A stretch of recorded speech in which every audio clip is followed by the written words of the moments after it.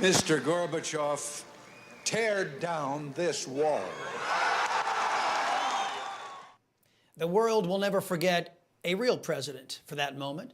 The great Ronald Reagan, against his advisors' wishes, calling on Mikhail Gorbachev, the last leader of the Soviet Union, to join the civilized world. Gorbachev, the man who helped end the Cold War without bloodshed, passed away yesterday at the age of 91. Joining me now, senior fellow at the Heritage Foundation and Trump's former deputy national security advisor, Victoria Coates. Victoria, it's great to see you. What are your thoughts on Gorbachev's legacy? Well, thanks for having me on, Chris. And I think it's a very interesting moment because it's very much the end of the Cold War era with the passing of Gorbachev. And I think what it really does is remind us of the extraordinary courage of leaders like Reagan, like Margaret Thatcher, like Pope John Paul II, who challenged the Soviet Union so aggressively from all different angles, from security, economics, culture, morality, and were the ones who truly brought down that wall. And I think that clip of Reagan making that extraordinary statement at the Brandenburg Gate really encapsulates that. Yeah, Reagan, it was Thatcher, and of course, the Pope John Paul II, all teaming up to bring down the evil empire. Reagan famously confronted and outspent the communist Soviet regime in the USSR, leading to their collapse.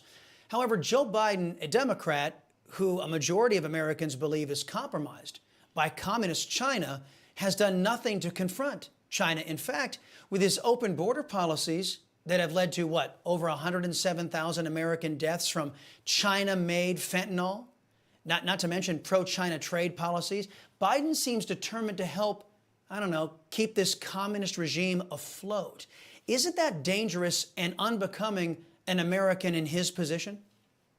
I really think it is. And if you go back to President Trump's 2017 national security strategy, I think the key achievement of that document was to lay out the generational competition with China, and that the communist Chinese are not our friends and they are not partners for constructive progress on any meaningful issue. Now, President Biden, at the beginning of his administration, they still haven't produced an actual strategy, but they did produce some sort of a guidance. And in said guidance, they declare that there are areas we can work with China on. And we had John Kerry in the Financial Times yesterday praising China as a partner on climate. And today we learn that their coal emissions are up massively. So, you know, I think it's delusional. Hopefully we will have stronger leadership from Congress in next year, and then hopefully a stronger president in 2025. Yeah, John Kerry and Biden are destroying America's economy so China can be the beneficiary. That seems to be the goal. You know, all well and good if they want to go run in China. Good luck with that. I want to switch some gears here on you. I want to switch to the DOJ.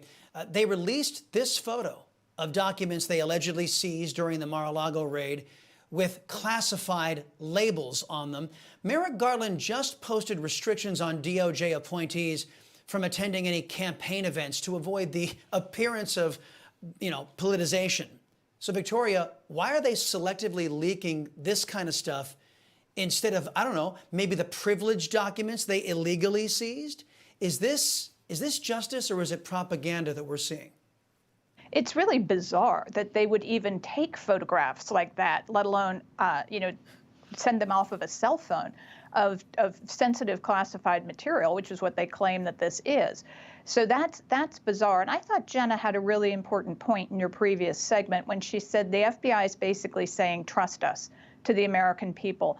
And I think that trust is being deeply shaken, if not shattered, by all of these shenanigans. And the American people have a right to know what the FBI is doing. You know, neither the director nor the attorney general are in any way above the law and able to issue dictates like this and stifle the political activities of their employees, and also prevent them from talking to Congress. Who pays their salaries? The taxpayers pay their salaries.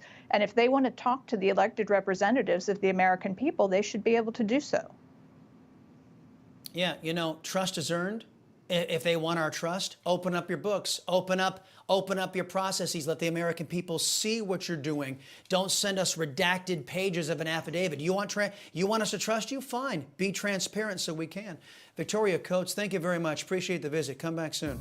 Still ahead.